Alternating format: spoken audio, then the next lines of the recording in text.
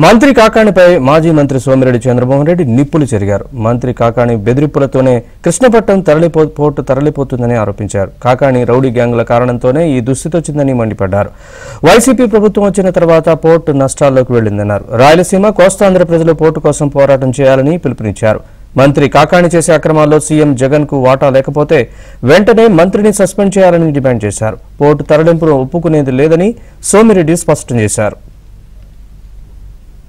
మన గ్రామస్తులు రైతులు ఊర్లు ఖాళీ చేసేసి భూములు ఇచ్చేసేసి వాళ్ళ తాత తండ్రులు ఇచ్చిన భూములు వదిలేసేసి బోర్డరే వస్తుందని చెప్పేసి వెళ్ళిపోతే నువ్వు దాన్ని మూతేంచేసేస్తావా? నీ రౌడీ మామూలు కోసం, నీ దందా కోసం, నీ మాఫియా, నీ రోజు అత్యాశ దురాశ ఎత్తుకుపోతా కంటైనర్ ఒకటి దాంట్లో కంటైనర్ పెట్టుకుని ఎత్తుకుపోతా పైకి పోయేటప్పుడు ఇది కరెక్ట్ కాదు.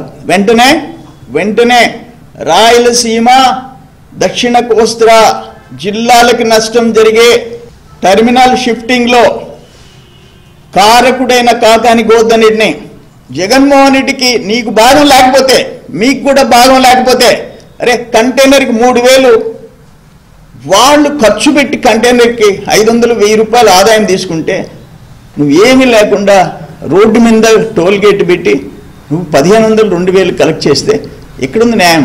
కానీ జగన్మోహన్ రెడ్డి సిలికా క్వార్జీతో మీకు పోతుంది లోటస్ పాండ్కి, అందుకని దోచుకోమన్నావు. ఇక్కడ కూడా నువ్వే దోచుకోమన్నావా? నీకు సంబంధం లేకపోతే కాకాని గోవర్ధన్ రెడ్డిని సస్పెండ్ చేయి, యాక్షన్ తీసుకో. ఆ కంటైనర్ పోర్టు తమిళనాడుకి పోనీకుండా ఆపు వెంటనే.